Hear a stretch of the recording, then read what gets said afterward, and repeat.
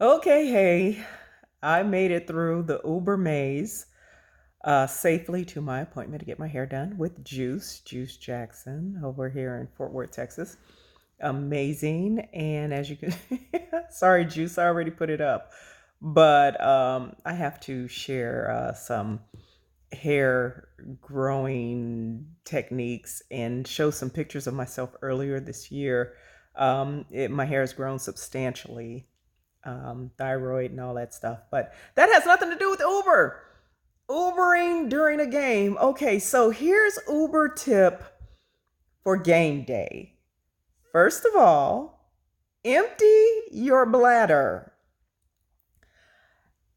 Uber itself is like the pinball machine.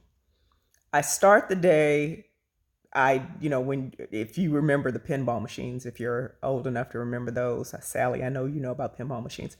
You pull the lever back, you project the little ball out, and it starts pinging in different areas in different ways, and sometimes it'll get caught in between those two spots and just keep going back and forth.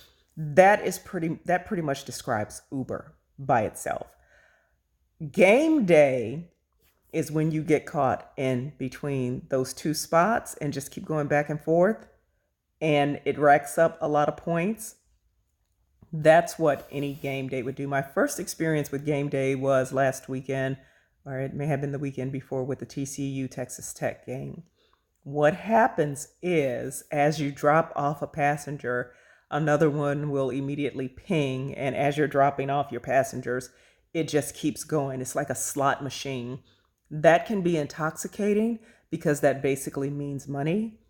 Um, I dropped off two people and I was done. I was done. I appreciate making money.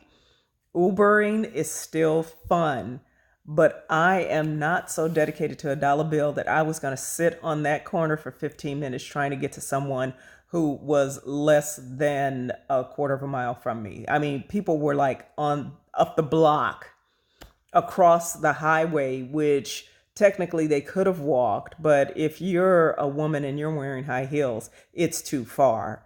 So I shut it off after two people. My day started with maybe I was kind of close to home and picked up some students that were near, I guess it was TCU's campus.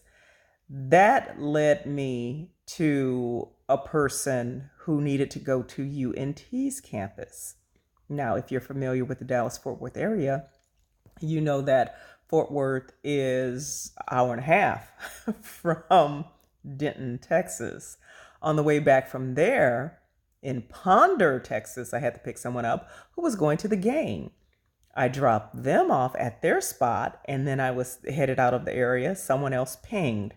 I got them to their spot, and that was when I was sitting on the corner for like 15 minutes, and I was pretty much through by then.